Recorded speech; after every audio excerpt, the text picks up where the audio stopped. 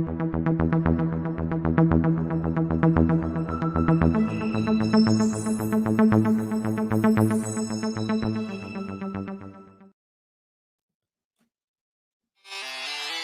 and gentlemen, welcome to the Distance Nerding live stream. I'm your boy Young Phil. This is your boy John Mez 5000. And we are here to nerd together.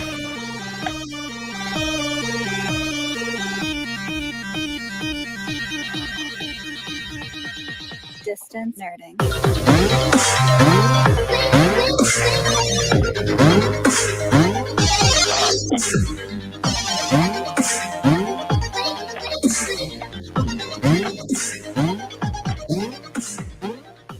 What up, James? What up, Young Phil? How are you, sir? I'm good, man. How's your Saturday afternoon on our end going? Oh, it's good, man. It's a little hot here in Sacramento, but we got family in town that we haven't seen in a couple of years from SoCal in town, so That's dope. it's pretty nice. Yeah. Pretty nice. Can't complain. Yeah. So, ladies and gentlemen, I just ate tacos, so good for you, man. I'm not having tacos right now. I had pancakes though. But, ladies and gentlemen, we are here to interview a gentleman named the Blerd Explorer. Now, I've gotten a chance to read his books. He's got 2 books out right now, and I thought they were great. You know, I am extremely honored to bring him on.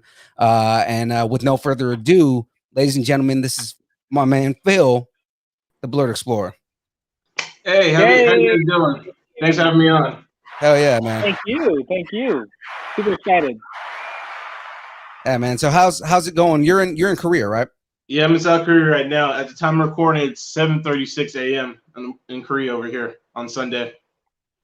Yeah, it's super early for you. I apologize because this is like a regular afternoon for us, but no, it's okay.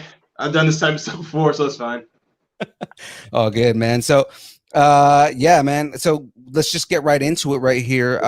So again, you know, introducing you here, just tell us a little bit about yourself and kind of like, you know, how you got around to writing these books. Sure. Well, I'm Phil. I go by the Blerd Explorer. I'm from South Carolina. Also, my Smash Bros. ID. I go by 6 Right Kage. Well, the first book actually came out of, well, thanks to 2020. That's how it came to be, really. No, but what happened was in the case, so my content, I kind of focused more on travel content, mostly from a Black perspective. Okay. It's mostly because of niche market, because no one's really tackled before. So I said, why not? Let's give it a shot. Right. And one of the reasons I started the first book called The Black Traveler's Guide to Incheon, Incheon, Incheon, South Korea, because I lived there at the time. And what was happening was I was at work. I work in public school. I'm an ESL teacher. Okay. And I was thinking about ways to earn some money on the side, right? And I was listening to one of his webinar classes, and I thought, okay, what's something that nobody's done before? And I looked around, I thought, okay, no one's really done a travel guide for Black people, so like, why not do this, something like that? And the first book, you probably noticed the difference yourself. Like, this is my first book doing, so I thought, okay, first time making the books, let's test the words out, and then if it does good, then when we do book number 2, we're gonna make it bigger and better, I guess you could say. Right. And I did notice that. I mean, I noticed that there's a definite different writing style from the first to the second one, but it still covers a lot of good content between the 2. So I was wondering about that connection going from, what'd you say, a teacher in South Carolina? Yeah. Oh, actually, I'm not. To be fair, I'm not a teaching major. I'm a business major, actually. Oh, okay. Yeah. So basically, for ESL, teaching English as a second language abroad, like most countries like Japan, China, Korea, or Vietnam, you don't really need a teaching license. Although it would help and also make you stand out a lot more. But as long as you have a 4-year degree and a clean background, you're good. You can pretty much join this job anytime.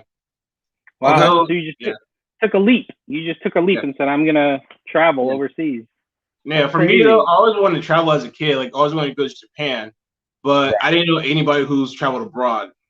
And I think for a lot of Black people and African Americans, most of us, the only time we haven't heard of somebody ever traveling and living abroad, they're usually in the military. Like, that's the only time I personally. Like, that's what I was expecting to happen, is that you'd have military background or something like that. Yeah, well, yeah. I didn't have opportunities to live abroad like that, but no. So, and when I did all the interviews too, and I asked other Black people while I was researching the book, like, yeah, kind of had the same thing. Like most people said, I don't know anybody who's traveled a little abroad that wasn't military. So, Right.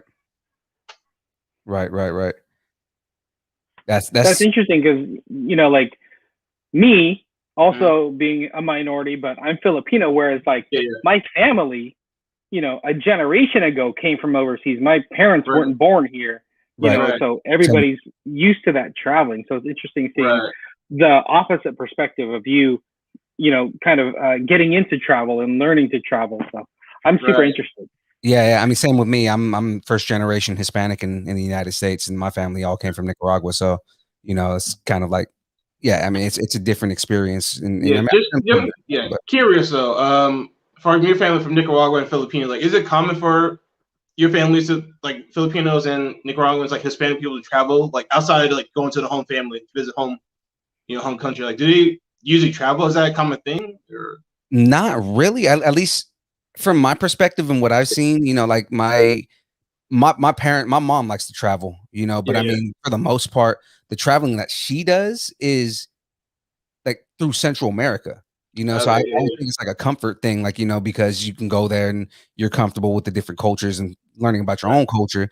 She's planning on going to Israel pretty soon. So, I mean, like, that's going to be something completely different. Like the first time her going to Europe.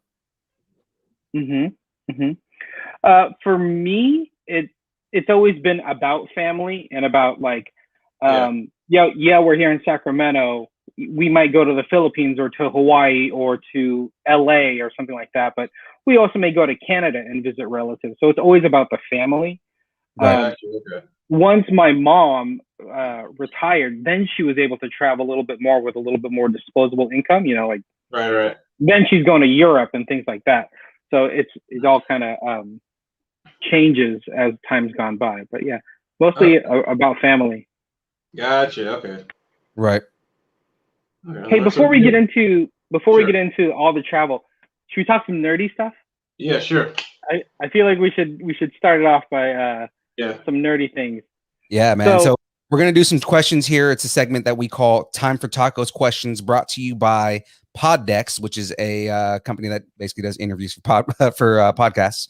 But I guess we'll start with this. So, what's something that people are nerding out on or obsessed with, but you just don't get the point of?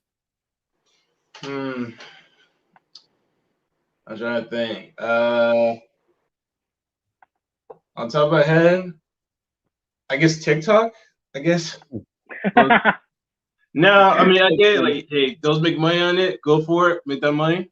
But me in general, I mean, I just started my own TikTok. But for me, I guess it's like I just don't see the appeal. I guess this shows my age right now. I'm 30 right now, but we're both older than you, man. Damn. Yeah. I guess you're young, but damn, I'm trying to think. I can't think of anything right now. I guess Game of Thrones. I tried to get into that, but not your jam, girlfriend, man. I guess Game of Thrones. I tried that. I just couldn't finish it, or I just got bored of it in the first season. See, you got the first season, man. If you don't finish the first season, like the first season gets a little rough to get through, but then from then on, it picks up a lot. Okay. Fine. I'll try it in the future. You may be at that weird in between, like age where like Game of Thrones is a little too slow for you to like grab onto, whereas like TikTok is like it's all like so fast. It's like this is too much. I need a little bit longer content. So it could just be a bit of that. So like young Phil said, we're a little bit older. So like you're not the first person to say TikTok and then like we just don't get it. I mean, we've been trying to figure out TikTok. We can't do it. We don't have an account, but it's just like, what are we going to do on TikTok? Like we can't figure out Instagram Reels. We're not doing TikTok. Yeah. Plus, I don't have the dance skills and I don't have the small waist with a booty, so I can't really get into that. I ain't got my thing for TikTok is mostly gonna be travel and food, like food porn, basically. Oh man, and I'm down with that. We're gonna get into that, but man, the food porn. Oh my god. So next question we have for you here, man. We have a segment called Growing Up Geeky.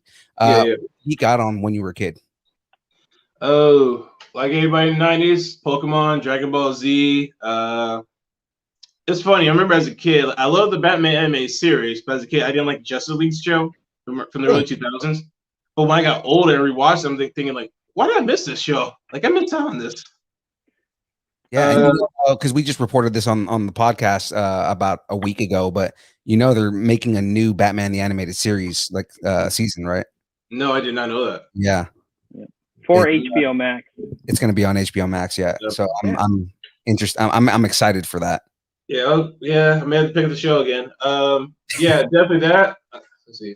Of course, Dragon Ball Z, Pokemon, Naruto. I tried One Piece, but that was from the 4Kids perspective, and of course, that ruined that for me. Right. So I got to do it years later. Yeah, most of those shows. Of course, during high school, I kind of hit it on the low that I didn't like anime because back in the days, like it wasn't cool if you had video games or anime or anything like that. You will get made fun of. Yeah, and we talk about that all the time. About when we were younger, I was 90s, he was in the 80s more.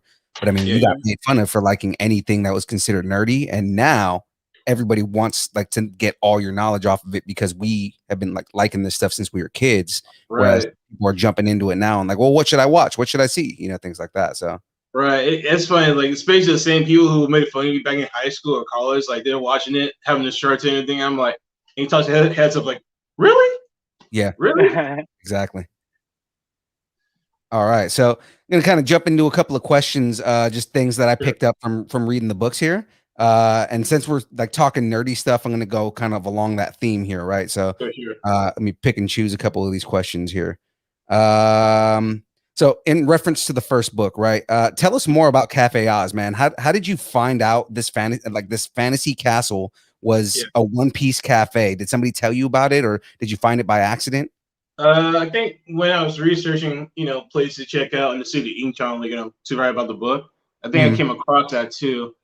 And when I went to Chinatown, because it's pretty much in the same area, there's a Chinatown there too, with a famous historical. They have a little food museum called the Jjajangmyeon Museum. Okay. The black bean noodle sauce type of dish is really good. But yeah, they have a museum there. So I walked around Chinatown, and then I came across this little fantasy Disney-esque area, fantasy park area, and the cafe I was thinking, like I said, before it was I think it was a Wizard of Oz themed cafe, but then it got converted into a One Piece themed decked out cafe. So on the inside you can see a ton of One Piece merch, figurines, posters. They're playing the One Piece music all day. The soundtrack's being played all day. Nice, yeah, because I thought it was cool the pictures that you had in the book, showing some of the figures and kind of way that they decorated the place, and I was like, that's really cool, man. They got a whole. To be fair, I had to keep it on the low because they had a rule, I guess, no pictures allowed. It's not how to do quick pictures, quick shots. Well, what's funny is I remember you mentioning that in the book, and then I'm looking over, I'm like, well, how do you get these pictures then? Oh yeah. Yeah, I kind of got lucky on those fronts, and of course, I think I ended up buying a drink too, just to help out, compensate for that. Right. I wonder if that's a theme, because I know there's a couple of theme bars here in California that kind of switch their theme every few months. Well, this is before the pandemic, but they would switch themes, like Scum and Villainy down in LA. I think it was Game of Thrones for a bit, and then they switched it back to Star Wars theme. Right. Yeah. Probably. I mean, I don't know. It's hard to say. To be honest, at the time of recording, I'm not sure if they're still around. To be honest, it's really hard to say at the moment because of the pandemic. Right. So another one here. So as a fellow Pokemon Go player, are you more of a trainer on on your own kind of guy, or do you go out raiding parties? What team are you with? Team Mystic. And in terms of Pokemon Go, I'll admit I stopped playing for years. I didn't get back into it until late 2019. Fun fact: in South Korea, Pokemon Go, when it first released, it wasn't allowed. It was banned in Korea. Really? Yeah, because you know how you use Google Maps, right, to play the game. And of course, because of North Korea and South Korea, the whole tension. Right. So for a while, there's a small town in the northeast east part, like the very northeast part. I think it was like this coastal fishing town. It was the only place you could play Pokemon Go in the whole country. So in summer 2016, people would travel to that town to play Pokemon Go. So it was pretty packed at that time, and I'm pretty sure they haven't had that amount of tourism ever since. But I do a couple of raids every now and then. Okay. Join like a Pokemon Go players group of Korea, so on a Facebook group, and we have a little chat group too as well. So if there is a meetup, I usually go. There was supposed to be one a week or two ago, but I wasn't able to go. Okay. Mostly, I'm okay with Pokemon Go, but in terms of like seriousness, I rather play Pokemon VGC, Pokemon Sword and Shield and stuff. Yeah. I'm just throwing this out there, but I'm Team Valor, so I mean, we can fight this all day. All right, let's go. But apparently, Phoenix is also Team Mystic, so. Yeah, we got somebody in the chats. We got our good friend Phoenix, and she says, "Yeah, Team Mystic." So you got a Team Mystic over here. There we go. So I noticed you refer to yourself as the sixth Raikage. Why in Cloud Village, and what made you choose them? Actually, it was back in college when Smash Wii U was popular. Okay. I was kind of thinking of what's my name tag, what's my gamer tag and stuff. I wanted to go Black Hokage, but that was taken from the YouTuber. Oh, okay. So, yeah, because he was one for YouTubers. And I kind of thought, okay, I thought, okay, why not 6? Because obviously Daughtery's number 5. I'll be number 6. Right. So that's what kind of gave me that inspiration. Right. James, by the way, this is a Naruto. Naruto. Gotcha. Reference. And I know you're like, what the hell are they talking about right now? Yeah. No, I think in Naruto world, like hitting Cloud Village is really just basically the Black Village. Yeah. Hey, real quick. Yeah. Phil, you're in Korea right now, right? Right. Yeah. Just quick side note. What is it like right now? What is it? June of 2021 in a pandemic. What is it like right now? Yeah. It's hard to say because I'm in a small country town now. Like I moved back in March to start a new job, so from the bigger city. I mean, you still got people. Well, at least my area, people aren't wearing as masks as much. But then again, it's usually this small country town. Apparently, it has some low case numbers in the country, so people feel a little bit more safe to do so. Yeah. Okay. Of course, I also wear my mask. I'm not taking any risk. Right. But yeah, it was crazy. Like, actually, fun fact. Around February 2020, when COVID started to go crazy, started to blow up, like Daegu, South Korea was the epicenter in 2020 at the time. Right. Oh, wow. In spring 2020. Like, I was in a city called Ondong, which is about an hour and a half north of Daegu. So I was there when things got crazy. Just imagine, like, Daegu was the most popular. Like, I used to live there too. So seeing downtown, your local downtown area, where you could pack, people walking around, going to restaurants, getting drinks, having a good time, just see it empty. It was just like super creepy. It's like eerie. Like you just don't know how to describe it. And it's funny enough, like I left that job in Ondong to go work at Incheon, like this public school. Mm-hmm. And out there, oh great, new job, new city, things are looking up. And then March 2020 came around and said, "Hold my beer." Oh yeah. But yeah, it's crazy. People still not wearing masks. Recently, about a month or two ago, it was crazy. Like there was a controversy going on because some Army or Navy guys they were at the beaches of Busan. They were having a party. They weren't wearing masks, and unfortunately, every time there's ever a case of a foreigner catching COVID or something like that, there is some xenophobia going on in Korea because it's easy to blame foreigners, people look like me, non-Koreans, who even just for having COVID, despite the fact most of the cases come from Koreans. Right. Kind of scapegoat. It's like, no, these foreigners' fault. They bring COVID. I'm like, no. That was a Korean who brought COVID this time. Who brought COVID here? It wasn't us this time. Yeah. Yeah, I mean, because there's xenophobia that happens here, but on the opposite end, like people are blaming people with the Asian culture, which is crazy. Yeah. I'm seeing it too. My friend Leon, who's Chinese American. I want to say Chinese American. She told me that she's got heckled by people, even black people too. I'm like, bruh, and she kind of asked me why is there so much Asian hate, and I tried my best to explain it, but even I can't explain it myself. Yeah, it is so weird. But yeah, sorry, it's a bit of, no. I just wanted to ask that question just to get what it's like for you right now. Sorry, young Phil. We can get back to the questions. No worries. So I had one more nerdy question here. So and this is a quick one right here. So who's your main on Smash? Samus, Greninja, Toon Link, Falco. I'm probably like one of the most known Samus players here in the Smash Bros. Scene in Korea. Nice. But then again, I'm like one of 3 black people who've gone to the events too. So, but yeah, actually, there's an area in Seoul called Core A Gaming Studios. Mm-hmm. So usually, what you can do, there's like a little fighting game area, one of the fighting game cafes you can go to. So you pay $10 and play as many fighting games as you want. You can play Smash Bros, Tekken, I think Street Fighter. Some melee players too, but of course, Smash Bros is a dominant, more popular place to do. Yeah. And I hear Street Fighter's a big competition out there too. Yeah, and Tekken too. But yeah, Smash is definitely like, let's put it this way: until the Switch came out, like, because obviously over here in Korea, it's usually more either mobile game or PC gamer mostly. Mm-hmm. Here you may have some PS4 players here or there, but it's usually those two formers are the popular. When Smash Bros came out, the scene basically blew up. Like, you seen a lot more players, a lot more tournaments. And I've been a part of that too. That scene, like, I actually started a Smash Bros tournament scene in Daegu because the bigger tournaments they're all in Seoul. Mm-hmm. And for a time, I had this the tournaments hosted at this place called Ito's in Daegu. It's like this little pizza draft house bar, and it was also a pretty cool place. The owner, he was pretty cool. He also did we also had trivia nights there too. Like, they had trivia nights over there at that bar too.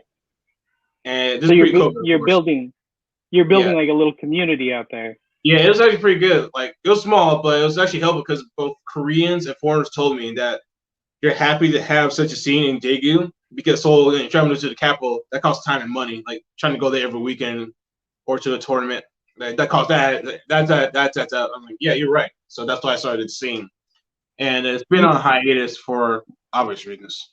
Yeah. Makes sense. You kind of answered the question, but like, is it hard to find, expats or, I guess, Americans or, English speaking people over there? How do you find expats in these cities? Like, do you just like go on like a forum or something, or is there like a there are a bunch of Facebook travel expat groups of South Korea, so and other groups, and also it does help like if you find a community, and there's also expat groups per city. I guess you can say there's a Busan expat, Daegu expat Facebook group. So usually you can find something to do. Like, if anybody's ever thought about living in South Korea, work as an English teacher, the best advice one friend told me, Destiny, when I first got here, said find something to do. Mm-hmm. And the first thing one day I did was like ultimate frisbee, like regularly ultimate frisbee. I did it for a while. I had a good time. I hope to do it again soon. And like I said, I found out through like there's a Pokemon tournaments. This was during Sun and Moon on 3DS. So I went to those. I've been to a few tournaments on there. Of course, I never made it for them. The most I won was like 2 rounds at most. I haven't won 3 yet. But I just mostly went for the fun, like just hang out with other foreigners, other people, have a good time. And of course, Smash Bros. When Ultimate came out, doing a lot of those tournaments. Now, admittedly, I haven't played as much Smash or Pokemon because I used to play when it's like, because there's always an event or a tournament coming up soon. So it's like, why not, keep practicing, keep playing, having fun with that. Right. But online tournaments, they're nice, but it's just not the same. Like, it's just not worth all that effort. Yeah, no, I mean, and there's another thing about just being in a room full of people and you guys are all like on tournament brackets and playing, like, and then who your next opponent is and things like that. Exactly. It's like that sense of commodity, and then after the tournament, you get some food, get some drinks after that too, and just like socializing like that aspect. Like, I miss that too. Like, there was a few we did, like the Korea place. We did have a few events like meetups in Seoul. I think the last one was in October, like around Halloween 2020 was the last. That's if I recall, like the last time they were open. Gotcha. So cool. there's a question in the chat here. I'm definitely gonna Sure. Yes, please ask. Yeah, right there. So when you moved there, did you experience any culture shocks, and what were they? Oh, very. For one, being a black, only going from a place where it's diverse, where it's like, because I'm from the South, so I'm used to seeing like, but I also lived in Washington State, so I see I've been around like everybody else, right? But going to a country where it's homogenous, where everyone looks the same, you're going to stand out hard.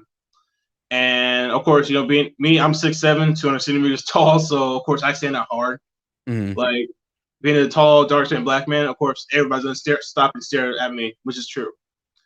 Right. And one of the reasons I kind of want lean towards the book, and because I got like as a question asked before, like why black travel? Why is it called the Black Travelers Guide? And the reason, and I said in the book, it's mostly I said in the book, like when you're in Asia, like all foreigners get stared at, but a black person, we're gonna get more looks than a white person. Right. It's just gonna happen. Even if we're the same height, weight, hair length, like a black person will get more looks than a white person. I see it's happened to me before. Even when I was with a white person, I got more looks than him.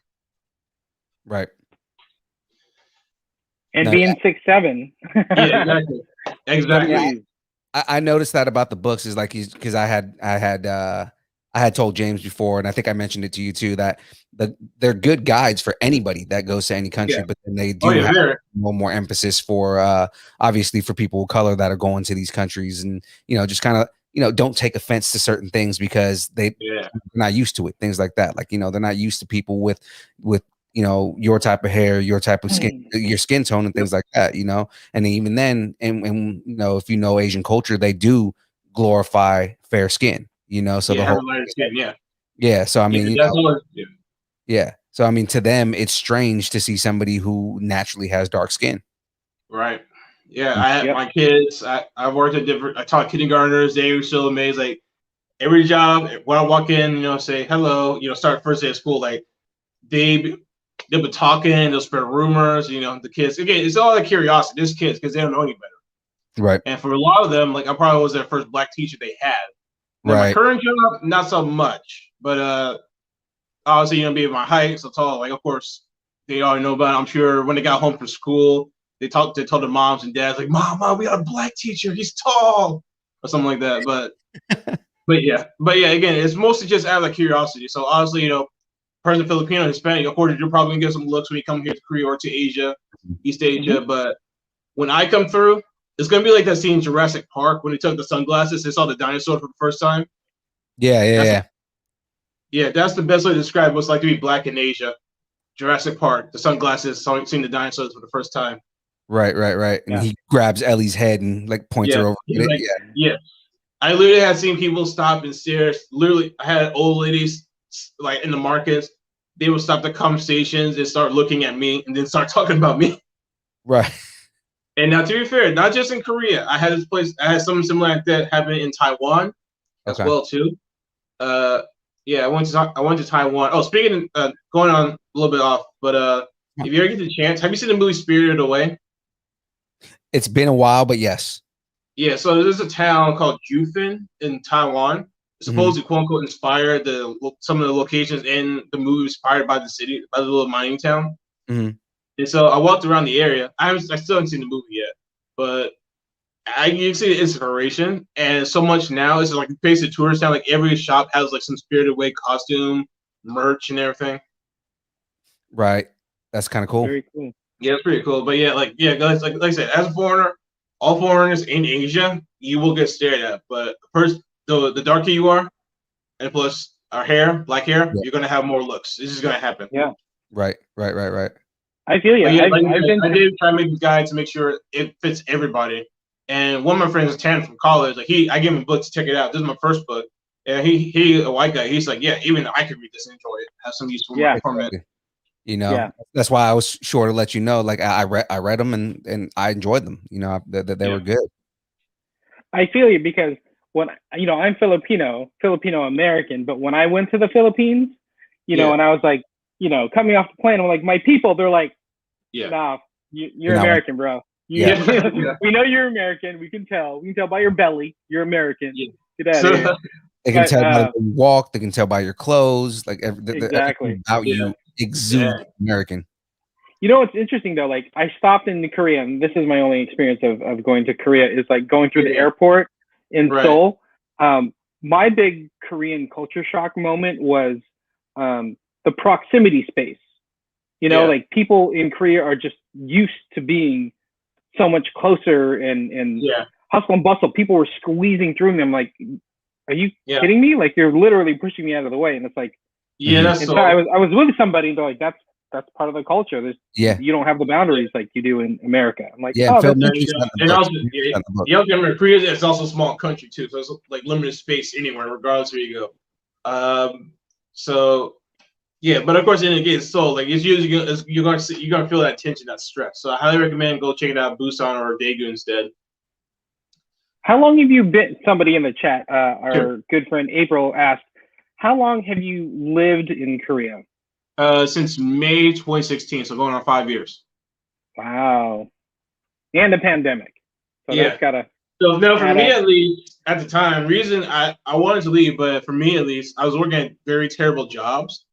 And I just don't want to leave like with this negative taste in my mouth saying, oh, Korea's so bad. At least I want to try to experience some type of good job, right?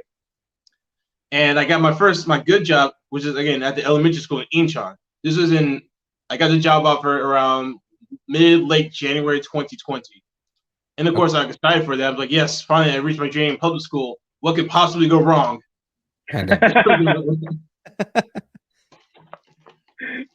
What can go wrong? The world can shut down. That's what can go wrong. And unfortunately, I liked the area I was in, but I had to leave because my contract was going to get renewed. Like pretty much my boss, my co-teacher, we all lost our jobs. Like the principal at elementary school, he was going to renew our contract. And now at the time, it was around late November.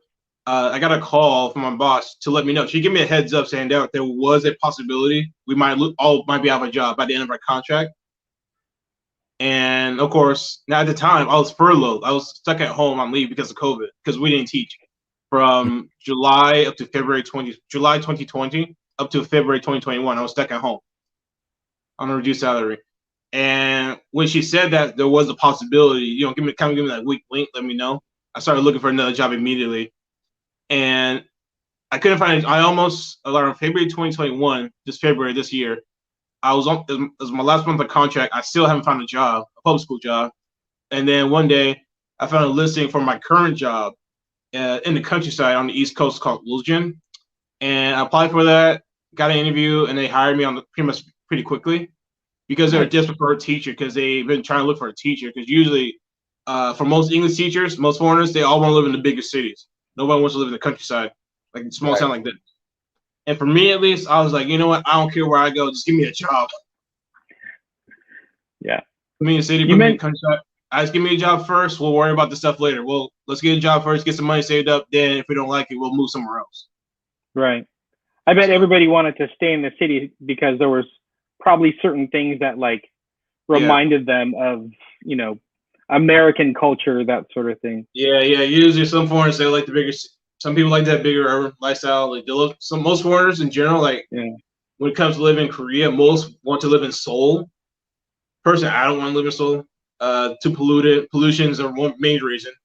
Air quality is pretty horrific. Like if you ever check air quality in Texas, like it almost gets close to like red and purple, like pretty bad levels.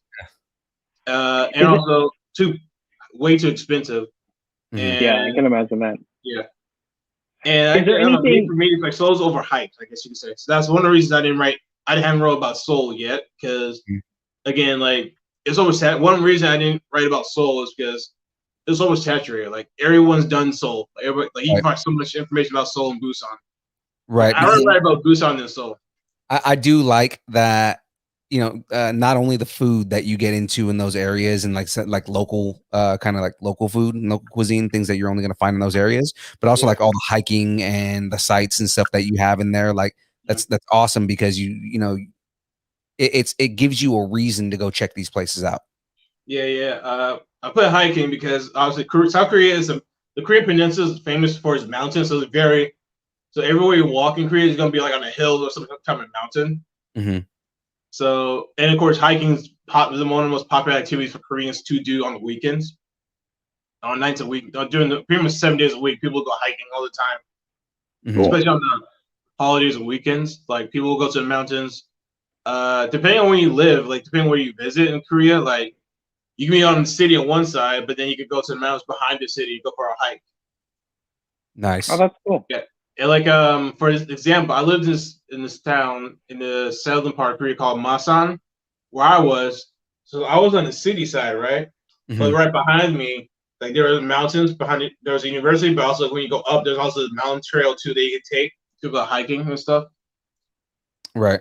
So there's one thing to know: if you're an outdoors person, you love hiking, you will have a great time here in Korea for the trails and stuff. There's so many hiking trails, like it's hard to choose which one you want to go to, really. That's cool. I wouldn't think of that thinking about Korea, so that's good knowledge. That's cool. Right. You know what I was going to ask you about, like the cities and stuff. Is there anything that feels like home, feels like, you know, the United States? Like I know Phil, we were talking about one thing in the book that was Costco, right? Yeah. So one of the questions I had is, there's Costco in Korea? Yeah, there's a couple Costco's in Korea, which I do miss. There's some in Seoul, Busan, Daegu, Incheon. Yeah, that was the Incheon, but I mentioned there was a Costco. Oh, I forgot to mention in Daegu. Yeah, there's two in Daegu. You mentioned the ones in Daegu. Yeah. So Costco, I would go there, do my shopping. Usually, especially for meat too. Like if I want, because big size of portions of meat you can buy for the price. So I definitely hit. So I'll stuff my freezer full of meat of chicken, beef. Put it in the freezer, and when it's cooking time, pull it out, start cooking. Which I do miss about Costco. Running around with Kirkland brand in Korea. What's that? So running around with Kirkland brand in Korea. Might as well. I mean, heck, even like I actually bought snacks and treats for my kids too. Like kind of bribe them with good behavior and stuff. Yeah. I kind of leave you the little point system. Like, say if you get first place, you get packet of Oreos, and of course, second place gets M&Ms, and it works. That's awesome. That's cool. That's cool. I remember going to Mexico and we were there for a vacation, and the first thing we saw was a Costco. I'm like, let's go to Costco, because it just felt like a little bit of home, a little bit of connection. So I feel you. I didn't realize Costco was that international. You know what I mean? Yeah, no, I didn't realize that either until I got here a few years into Korea. Now, Costco's known for like those big things, right? Like big bulk. Big bulk, bulky items. Usually it's not as diverse as most grocery stores, but again, like you usually get the basic stuff you typically buy at your local grocery stores. Yeah, and it's definitely great.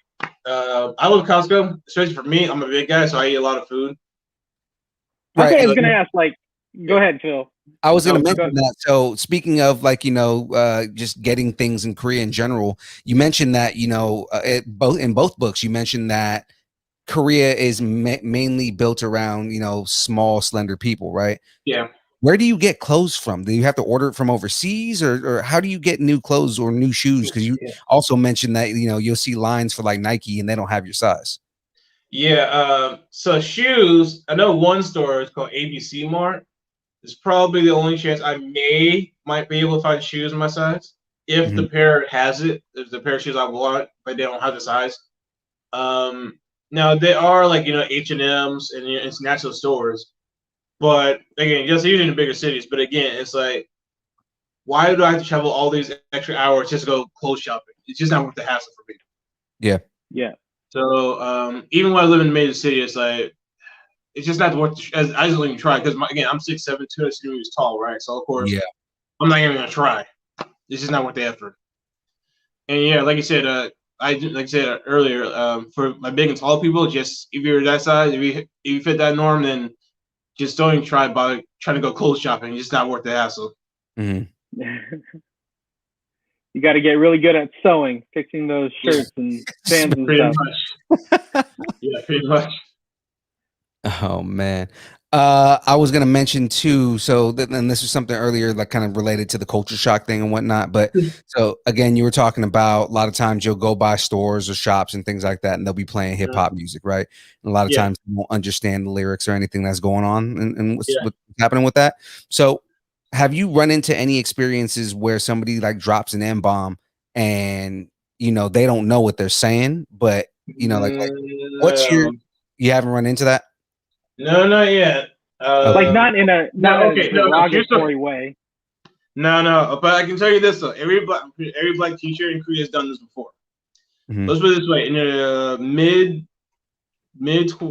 late 2010s, a lot of black teachers we already got referred to as LeBron James, some type of hip hop rapper, Oprah, Obama, and as soon as Black Panther came out, it changed the game for everybody. And that was just calling you Black Panther T'Challa. Yes, Black Panther teacher, Wakanda, teacher from Wakanda. I'm like, yes, Phil teachers from Wakanda. Yeah, I'll take that. Yeah, we'll take it. Fine, yes, we'll take it. But yeah, but no, it's true. Like it's happened. Not as much anymore. But be like, yo, that backfired on you because Wakanda is a place that everybody wants to come from. All right. Yeah, exactly. Exactly, and their kids, like they're trying to get a rise out of you. I'm like, yes, I'm from Wakanda. But no, but it's true though. Like when you walk around the streets of Korea, like you will find, especially down in the bigger cities and stuff, you will hear stores, restaurants, they'll be playing music on the speakers, both inside the stores and restaurants, on the outside too. And you wouldn't be surprised if you hear WAP being played on the speakers. Yeah. We walk into the streets. Yes, I heard it too. Wow. Okay. Yeah. Korea's a little progressive. All right. Yeah, but in most part, I'm pretty sure most of them don't know the lyrics. And exactly. I wasn't there, but I'm pretty sure. I think I saw this on a Facebook group. Somebody was saying the students asked them, teacher, what's this WAP mean? and I'm like, oh my god, I'm so glad I don't have students to ask that question. Ask me that question. That's hurt. So okay, again, on the cultural aspect, right? And you mentioned this in both books, right? That if somebody approaches you to talk religion, they're a cult. Are there a lot of cults in Korea? Yeah, they have a major cult problem. Actually, it was a Vice Asia. Vice did a thing about this too. About this, there's a famous cult church too. Let me find it real quick. So Vice. Quick question: did you were you writing before you moved? Yeah, I did video game reviews in college actually. Oh, okay, cool. Newspapers. Yeah, it was called Sincheonji Church. Oh, okay. This type of church in Korea, like they're a pretty infamous cult. Like people get trapped there. Like some people like leave their family and friends, or in some cases, from what I heard from if you look up Vice Asia on YouTube, the title is called "Why Is So Hard to Leave a South Korean Fringe Church." Like you'll see, and you'll learn a bit more about that. And yeah, it's called Sincheonji Church. Like they've been known to infiltrate other churches and try to pull people from that church to join their church. Wow, that's insane. And, there's also like Mormons, and people trying evangelize and stuff like that. But you just can't be too careful. Now, personally, I'm not religious, but even then, it's like you just can't be too careful because you don't know who's part of a cult. Like some churches, like it might be seeming cool on the outside, but it could be part of the umbrella of other cults, churches. Like the Moonies and stuff. So it's like you just want to be careful with those things. Sounds like a HBO series waiting to happen. It really does. I will watch that. Yeah. Oh man. I will totally watch that right now. That's crazy. Right. Oh, go ahead. No, I was gonna say I have another quick question from the chat. Sure. What made you decide to take on making the guides? It's one of those scenarios where instead of complaining about something like, oh, why don't people have a black travel guide? Why ain't somebody do blah, blah, blah? It's one of those scenarios where I say, forget it. I'll just do it my damn self. Right. That's cool. Yeah, so it's like, and plus it's like, you know what? This could be a unique side hustle for me that I could do on the side. And it could be something to do, especially during COVID, because I need something else to do. Can't play video games all day.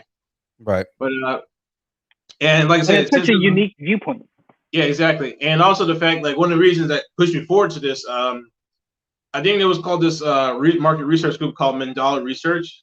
They did a study, and apparently this 2018 study that said the African American Black travel tourism could be about $68 billion industry, has the potential to be $68 billion industry. And they're right. Like, I'm a business major. I'm like, yeah, you're right. Because I've seen a lot more Black travel YouTubers, vloggers, Instagrammers, and stuff. And especially post-COVID, oh man, like, that's gonna blow up even further. Yeah, so I mean, it's not only smart to be a part of that, but at the same time, like, you know, again, it's encouraging people to travel more and to learn more about the world. I mean, you know, the only way to open your perspective is to see everything. You know what I mean? So yeah, exactly, and it's taught me so many things, especially like when I went to the Philippines. I've been to the Philippines a few times. I walked through and I saw real poverty. Like, you probably know more than me, of course. You know, so like when I went to the Philippines and saw poverty, I'm like, yes, we got the hood in the U.S., but like they ain't got nothing on this. Like, this is like horrible. Like, I wouldn't wish this is my worst enemy. Like, you see the level of poverty that you see. Like, again, I'm my family's from Central America, so I've seen that type of poverty too, right? But it's like the level of that poverty is like, okay, so every now and then in major cities you'll see like tent cities, right? Yeah. Imagine entire regions of a country that are basically tent cities, you know? Right. And it's made me realize, yes, we have poverty in the U.S., but compared to, say, Central America or Philippines, right? In America, we still have a chance to change something about that. You can actually try to get out. Like, it will be hard, of course, don't get me wrong, but at least you have the opportunity to move, to make changes to your life. Right. Whereas people like, say, you probably know, like Central America, Philippines, like, just trying to live, just probably trying to barely survive. Like, it's incredibly difficult. Right. Like, so. Yeah. And when was the last time you came back to the United States? Back in February 2019, I visited family in Alabama. Visited my sister and grandmother, mama. We call mom and big mom. And that was about it. That's the last time I've been to the U.S. I was thinking about coming back in 2020, but to visit, but you know what happened. Yeah. But it's definitely that. And you know what's crazy to me? Like, you probably know as well. You probably know somebody who's like this. Like, there's some people, some Americans who would never left their city or their state ever. Yeah. And like, some of them are just proud of that fact. I'm like, you're proud to live in a small, medium-sized town that you never want to leave. Like, what's so great about it? Like, about being in the same place forever. Right. I don't see the appeal for that. Like, I never understood that either. Like, just how somebody can be proud that they've never left anywhere. Like, I've been all over Central America, right? I've been to different parts of Europe and the Middle East and things like that. I was in the army, so I mean, I've been all over the United States, you know. So I mean, like, it's like, just again, a lot of my perspective is open because I've seen different parts of the world and how people experience and live lives, you know. So exactly, and it's like. And one thing I also want to encourage, like, any young person listen to this, if you just finished high school or college, when you finish, leave your hometown. Just go live somewhere else for the love of God. Yeah, absolutely. Yeah. I mean, honestly, we know right now, because of COVID, obviously not the best time to do so. But if you're able to right now, if you're in the financial position to do so, or got a job lined up for that, leave your hometown. Heck, leave your state or region. Go live somewhere else in America. And if you want to come back in your 30s or 40s, you want to come back and settle down, go for it. But throughout your 20s, go somewhere else. Like, if you're able to, I love it. Because again, like, it made me realize, you know, again, like, it's opened my eyes, so many more perspectives. And also made me realize, like, not to mention, like, as Americans, going back to the poverty thing, like, we're blessed to have one of the strongest passports in the world. Like, we can literally go anywhere in the world without having to do the visa application. Yeah. Whereas somebody from Nicaragua or Philippines probably has to go through all hoops and bounds just to fill out a visa form in hopes that it's impossible, may get rejected. Yeah, and then and I mean, kind of staying in the same realm right here, because again, just looking at the questions I have, but I mean, like, talking about perspective and things like that, right? At the end of the Daegu book, you have a bunch of interviews on there, and I thought that was ridiculously interesting, right? And it's just opening up experiences for Black people in Korea and just people coming from different places, right? And learning and talking about their experiences. Like, what inspired you to put that in the book? It was me trying to think of ways how to do bigger and better for the next book. And And I thought, why not this time? Yeah, I could talk about my perspective all day, but maybe it'd be nice to hear other people's point of view, see what they've been through. And some of these people I know personally. One guy, Dale, he's from the UK. I think he's in the book too. He was actually one of the other 2 Black people I met at the Spanish Barcelona season in Daegu, in Korea, in Seoul. So I asked him about that, and try to get a little, UK perspective. And then other people I met, one guy I went to school with, he was in there, and this other guy named Brandon, he did translation menus for the book. He's in the book too as well. Mm-hmm. He's a brother from Detroit. He's from the project. He's from the hood. Now he's in Korea. No, wait, I think he moved to Japan. He's been in Korea for a few years, and now I think he's in Japan now. I'm not sure if he's still there or he moved already.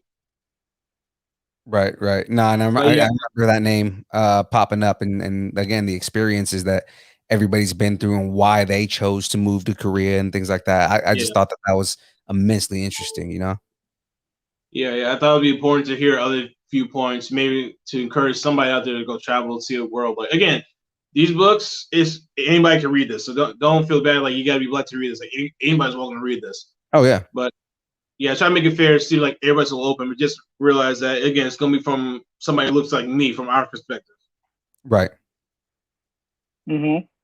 I like it because it forces you out of your comfort zone to travel to cultures that are nowhere near your own, sort of thing. Even when I went to the Philippines, it was odd seeing people walk around and drinking soda out of a plastic bag. Plastic bag. Right. It's that was every awesome. Country in the world that's not the United States does that. Yeah. Yeah, that's for sure.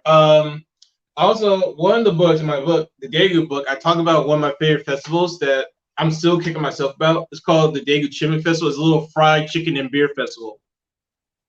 And it's funny. It's one of those scenarios like I've been living here this whole time and I didn't know about it for years. Like I went in 2019. Oh. Yeah. And I'm like, wait, there's a chicken and beer festival here? Why didn't nobody tell me about this? It's funny because you basically just transitioned into my next set of questions here. Sure. That's perfect, man.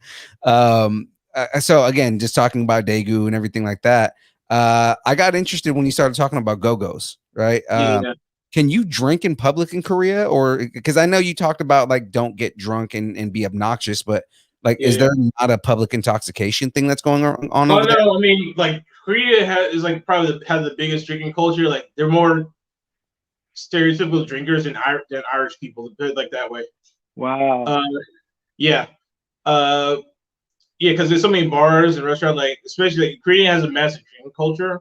So you probably won't be surprised to see people like sitting in front of the convenience stores, eating snacks from the store and drinking at the same time. Yeah. And go-go is just like one of those spots that like everybody, foreigners, army guys. There's an army base in Daegu, by the way. Mm-hmm. So army guys will come through, ESL teachers will come through, Koreans will come through, get a drink, and pay for like $2 to $7 for a basic adult size computer sun, basically. Yeah, because you're talking about like juice boxes, and I was like, you walk around with the juice box with alcohol, like you just walking around the streets like this. What is this, Vegas? Yeah, pretty much. So it's not hard to find some. If you like drink, you'll have a good time here. But again, like just be careful. Yeah. Because one thing in Korea, like especially once you're outside the U.S., one thing to know: never get in trouble with the police. Like even if it's a Korean's fault, like you will lose. Like even if you say, probably knows like in Nicaragua or Philippines, like even if it's the locals' fault, like you're still gonna lose the case. Yeah. Because you're a foreigner, so just don't even try. Like especially if you're one of those people who can't handle their drinks, like don't even try to start drinking. Yeah. But also, kind of speaking of don'ts, if you have food allergies like nuts, seeds, garlic, soy, fish sauce, fish paste, shellfish, don't eat anything in Korea. Like you're gonna have a hard time here. Right. You were talking about like street food, how it's just made the way it is, and it's not like you can say, oh, hold the nuts or anything like that. Like it comes the way it comes.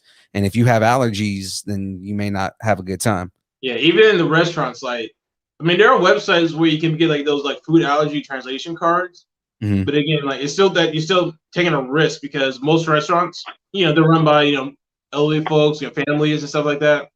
So you didn't got to change the recipes. Just one guy has a food allergy, Right. And there's not to mention there's a good chance of cross contamination.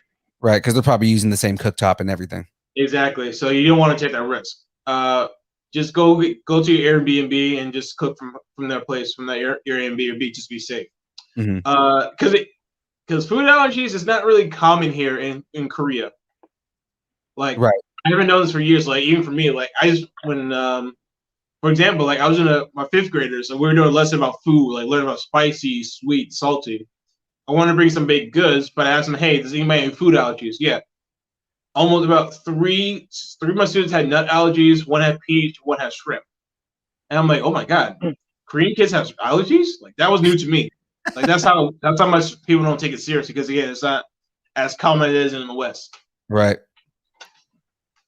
Right. Where was it? I actually had something else here. Oh, so I was looking through the gallery on the Daegu book, right? Yeah. And something crossed my eye, right? And then it has to do with drinking. There's a bar called Los Cubanos. Yes, there's that Cuban bar. Yes, I haven't been there myself, but yeah. Okay, I was gonna ask you more about that, like like like is it Spanish food in Korea or something? Yeah, I heard Spanish music being played there too. So it's one of those themed restaurants, cafes, bars, restaurants, and bars they have here. So you'll find hip hop bars, you find reggae bars, like you'll find like various themes type bars too.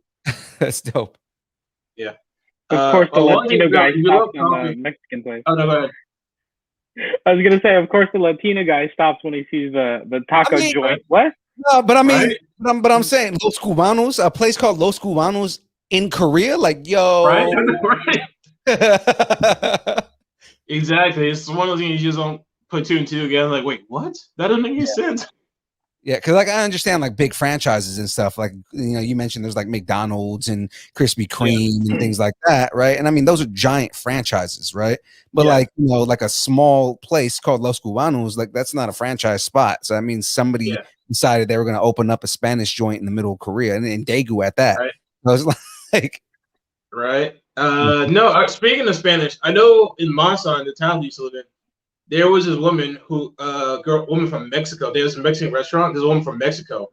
At the time I was living there, she didn't speak Korean. They just spoke Spanish. And so she married a Korean man. I think her husband and the children like speak both Korean, English, and Spanish. Yeah. Oh wow. It was interesting. Yeah, I know. It's crazy. That sounds. I wonder how the dating situation was with that. Me too. I want to know that story too. Right. It's like you speak Korean. But, yeah. But there was a place, I forgot the name. There is a Mexican place too, this Mexican Spanish restaurant too in Daegu. I actually met the owners. I forgot her name. She's from Mexico, and her husband, is Korean. He lived in Spain, so he knows how to cook Spanish food. Oh, okay. Oh, yeah. So so he knows He knows to speak Spanish. And I think they both visit her family in Mexico too. So he's. Yeah, because believe it or not, El Salvador, Nicaragua, Guatemala, and Mexico actually have a decent-sized Chinese and Japanese population. Influence? A lot of people don't realize that. I mean, I heard Mexico and Brazil have a Japanese population, but hearing those Central America having that's just surprising. Yeah, there's like entire communities in El Salvador. Wow, I did not know that. So we talked food. We talked food. We talked gaming. What else did you do for entertainment in Korea pre-pandemic and maybe also during the pandemic? Hiking, that's still pre and post type of stuff. I gotta do like amateur photography. Okay. Like taking pictures. And yeah, just now most of the times I didn't really go anywhere pre-COVID because I was working so many terrible jobs. Like I didn't have the energy, the mental, physical energy just to go out and do stuff. But yeah, most of the time we stay home, play games, really, or go to the PC cafe and play games too. Because I'm on a PC right now. Do they have like movie theaters? Yeah, they have movie theaters, bowling alleys, stuff you find in America. You can find over here too, most likely. Okay. Got cool driving ranges, golf courses, gyms. Go to those too. So pretty much all the same things that you would find in the States, you pretty much can find in Korea. Yeah, pretty much. Pretty much. So it's usually get comfortable, but yeah, of course, because of COVID, like I don't go anywhere. Like I'll go out once per day, maybe for a walk or something like that. But that's about it. You know, just even with COVID during when I was living in Incheon, where the first book was taking place, I didn't go out as much. I hardly ever went out because at the time while I was furloughed, I didn't want to take any risk because I was worried that if I got tested positive for COVID, even if I recovered, it could probably hurt my chances of finding another job in Korea. Right. Now, for the record, when you work in Korea, you have to do a health exam. Like that's immigration law. You have to do it. To check your health, make sure you're clean, no HIV, no STDs, anything of that nature. Right. And you gotta get that. When you do immigration stuff, you gotta hand over your medical records and stuff like that. That's just the law. So I was worried, what if I get tested positive for COVID, even though I recovered? What if that could hurt my chance of finding a job? So pretty much all last year, I didn't stay. I stayed at home pretty much all day, every day. I hated it though, but again, I just don't want to take that risk. Right. It was on the safe side to make sure that you don't jeopardize your future. Exactly. Right. Which I'm glad I did because I'm at a really good job right now. I'm pretty happy right now. So nice. Cool. Last question. A lot of staying at home. A lot of streaming going on. No, right. Like everybody here before we jump into the next category here. Sure. So in the States, we have a new franchise popping up called Bonchon Korean Fried Chicken, and I know you mentioned in the book a lot that that they have a big fried chicken culture. At Bonchon, the portions are comically big. Is that normal? Like, do they have giant portions in Korea, or is that just an Americanized thing? You said Bonchon? Yeah. BONCHON, right? Yeah, sounds about right. Yeah, see, I got a small, and that was enough to feed a small family. Yeah, basically, yeah. So now there are a bunch of in Korea, there's so many chicken franchises, mom and pop shops. So the portion sides, they can feed like a good group of people, like 2 people, really. Okay. Even for a smaller size, like you'll definitely get enough to hold you off.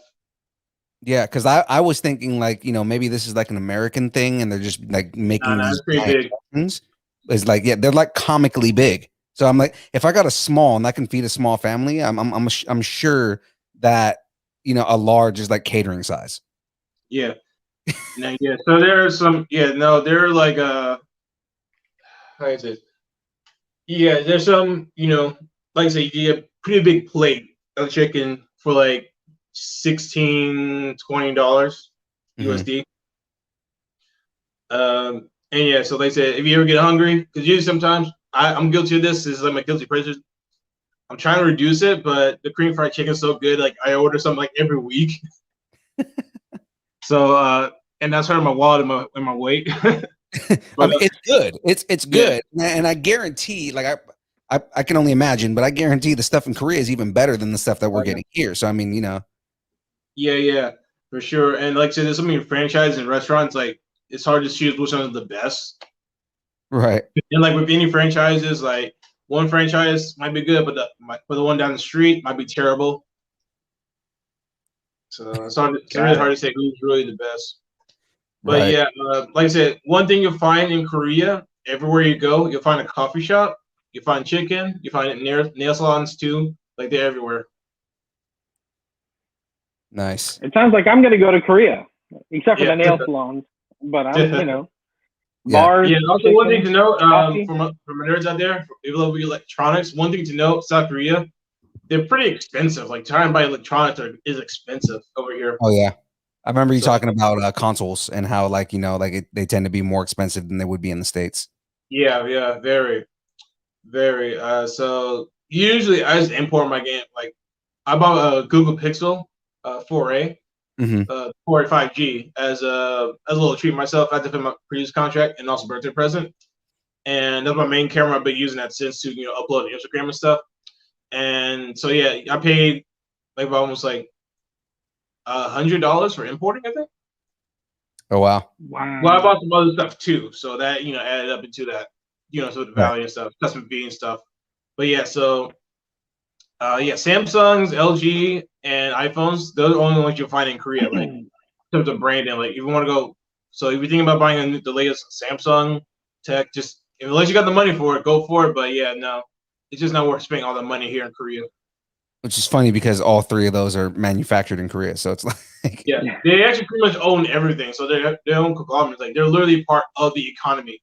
Yeah, I was reading about that. Like there was a whole, not to jump into any politics, but there was a whole thing about like a couple years ago, the president like being like she had her hand in Samsung, and there was like some big controversy about it. Yeah. And unlike our previous president, they impeached her, so they had a party and everything for that celebration. Wow. But no, for those who don't know, it was like after the Korean War, the Korean government basically gave like, the heads, the families of Samsung, LG, all the other big conglomerates say, hey, get our people working. We'll give you every tax cut, break, whatever you want. Just get people working. Right. And so because of that, they pretty much own everything in Korea, housing, apartments, phones, pretty much everything. And so the reason, I think because you don't see as many other phones as you will see in America, like you'll find a bunch of other phones, right? Yeah. In Korea, you won't find as many options, just Samsung, LG, or iPhones. That's all you get because, they pretty much basically only run the economy, really. Mm-hmm. Got it. Crazy. That's interesting. Dude, this interview has been super inspiring. I used to love to travel, before kids, before the pandemic, but like talking to you, learning about different cultures and how you're, creating experiences for yourself is super interesting. Speaking of being inspired, who would you like to sit next to on a plane for 10 hours and have a conversation with?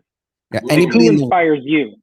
Yeah, so like there's this one guy called Minority Nomad. I actually remember, he was probably one. This is like when before I came to Korea, I was doing research about it, living abroad from a Black perspective. I've been following him in his travels ever since. It's like I would say mid 2010, like 2015, 2016. Mm-hmm. Actually, it's funny enough. I kind of reached out to him, kind of tagged him, told him like, "Hey, you're one of my biggest inspirations and stuff." And I actually gave him one of my books, check it out as a kind of gift. I haven't asked him if he's read it yet though, but it's been a huge. I'm just glad to want to have that conversation with him. Admittedly, Kevin Samuels from the business side of things, maybe because he's a business genius for sure. What he does. Okay. So definitely be a good way to learn in the business side of things.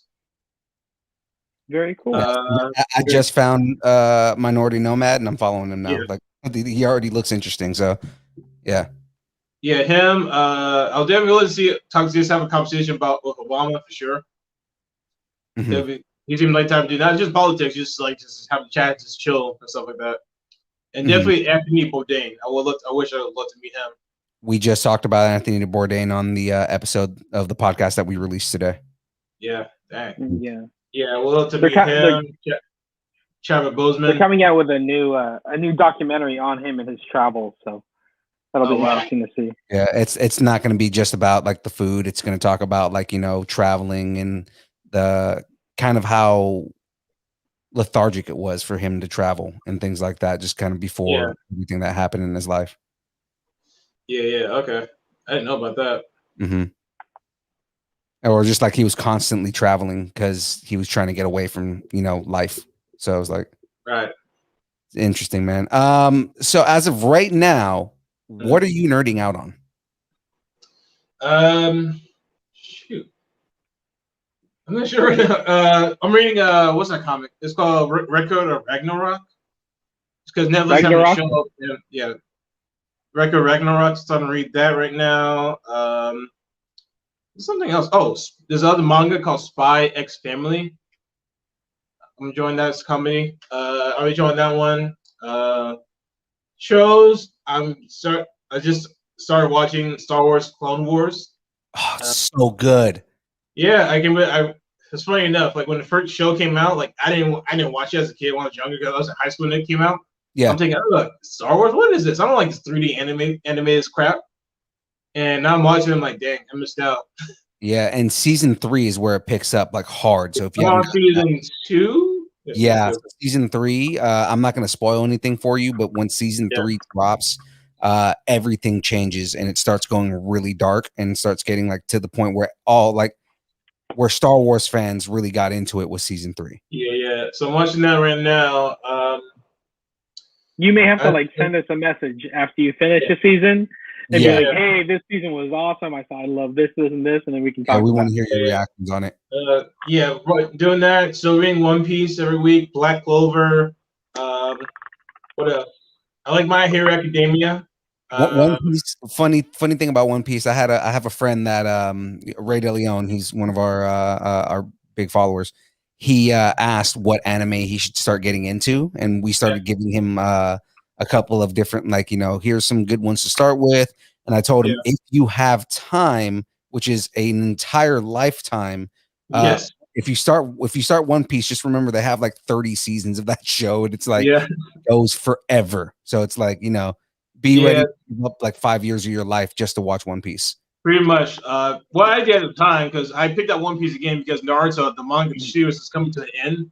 Mm-hmm. I need something else to jump on, and I jumped on One Piece. And it helped a lot because I watched it as the English dub came out. So that way I can kind of pace myself without trying to burn out, like trying to watch the whole thing all at once. Still do that, and you go back and watch some of them. But yeah, also recommend Hunter x Hunter. Yes.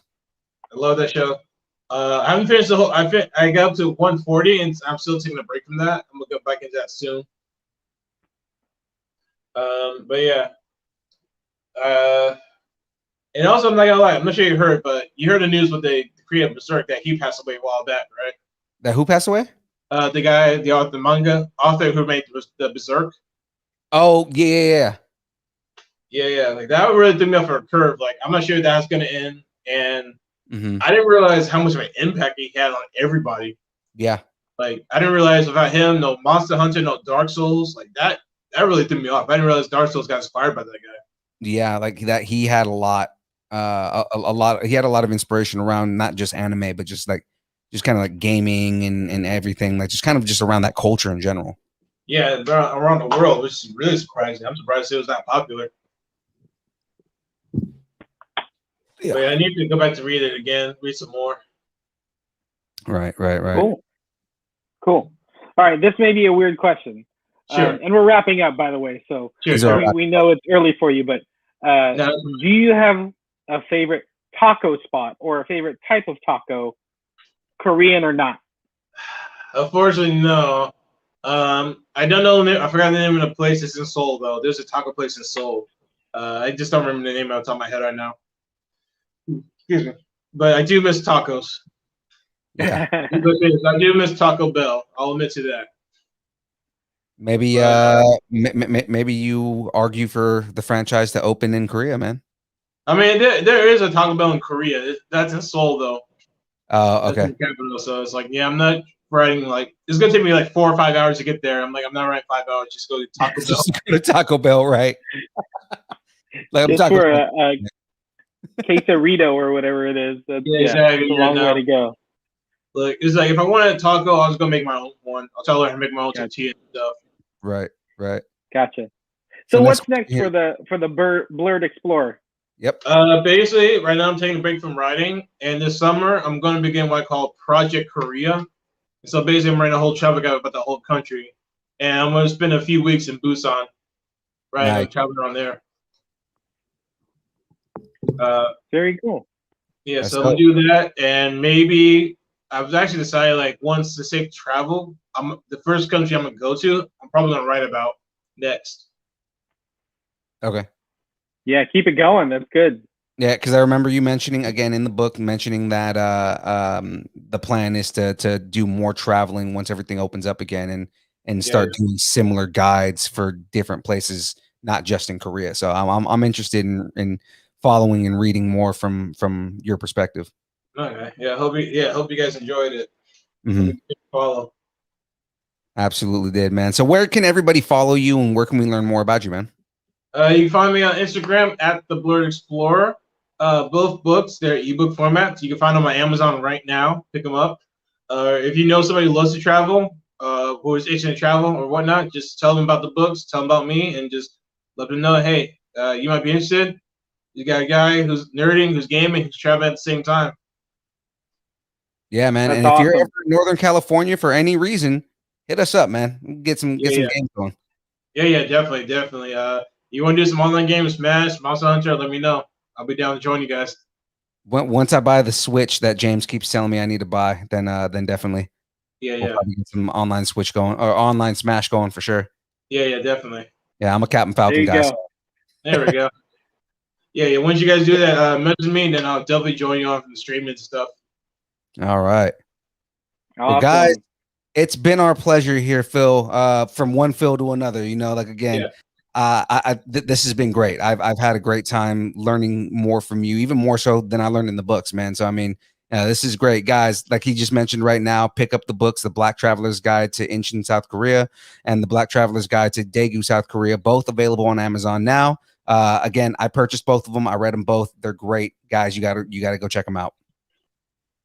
Yeah, awesome. If you guys like it, just come follow me. You got a question about travel, DM me on Instagram. I'll try to answer you as soon as I can.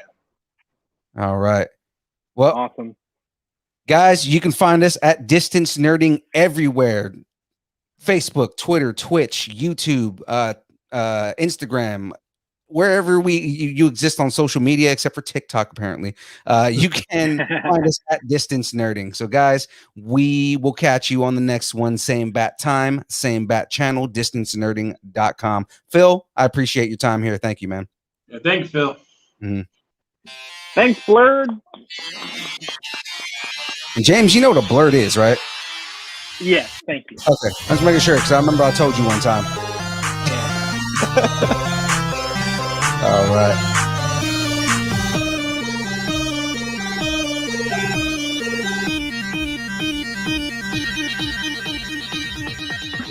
Distance Nerding.